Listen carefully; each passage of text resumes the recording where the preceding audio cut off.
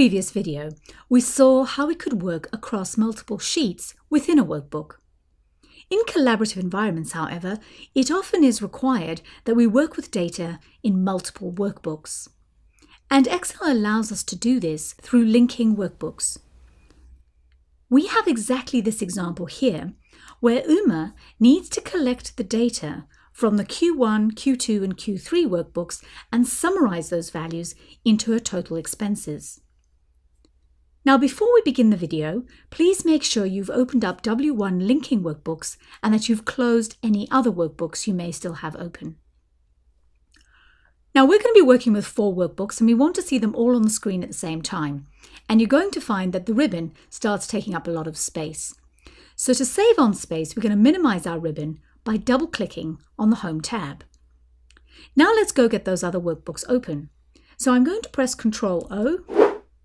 I'm going to come to Browse, navigate to where your workbooks are stored, and then can you please select Expenses Q1, hold your Shift key down, select Q3 so they're all selected, and click Open. Now all 4 workbooks have been opened, but it would be much easier if I can see them all on the screen simultaneously. To do this, we can use the Arrange All function. This is available on the View tab, but there's a great little feature I'd like to show you called Tell Me What You Want to Do. It's quite new, and if you click in here and start typing what you want to do, Excel will actually give you a short list of things that meet your criteria. And yeah, Arrange All. So I'm going to click on that. I do want them to be tiled, and I'm going to say OK. And they are all 4 of my workbooks laid out nice and easy for me to use.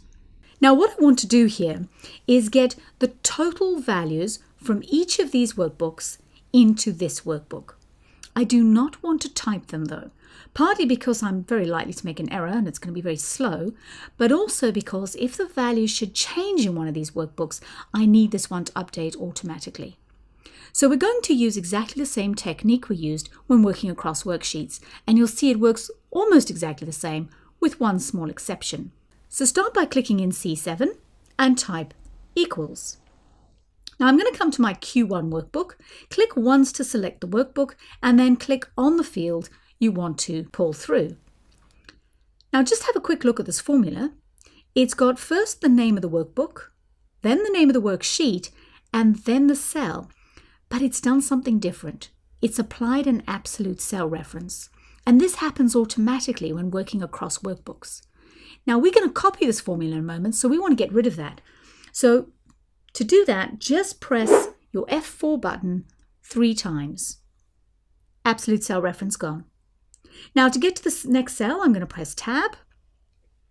And let's repeat that process.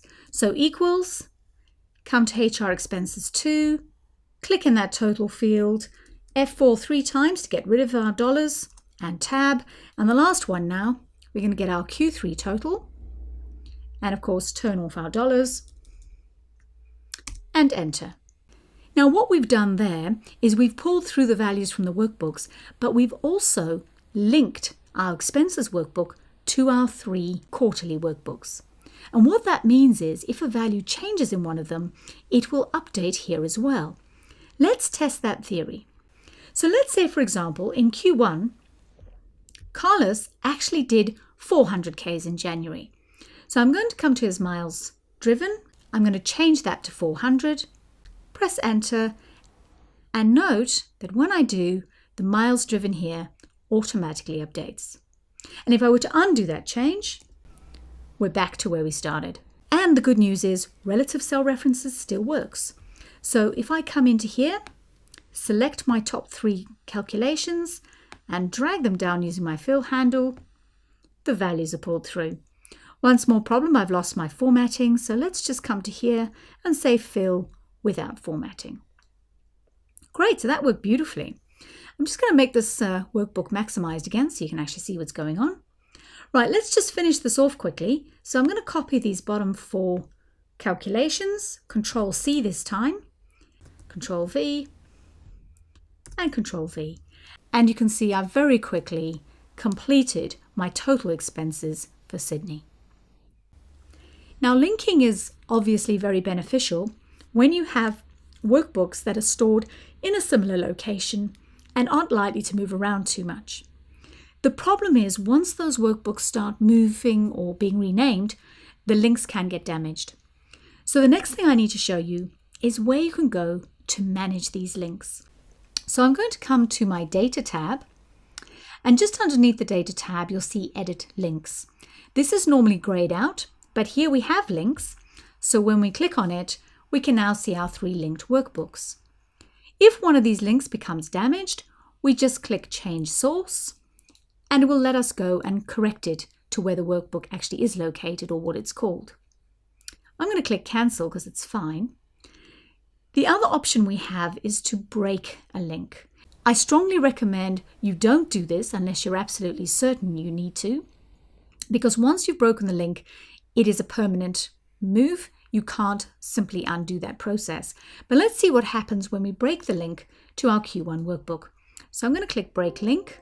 There's my warning. I'm going to go ahead anyway. And when I close the dialog and come back into my workbook, you'll see when I go to any of the cells, the formula has been replaced by the last known value. So I've completely lost that link, and the only way to get it back is to repeat the process we did earlier. Take a moment to consider if there are any situations in your workplace that could be solved by using linked workbooks.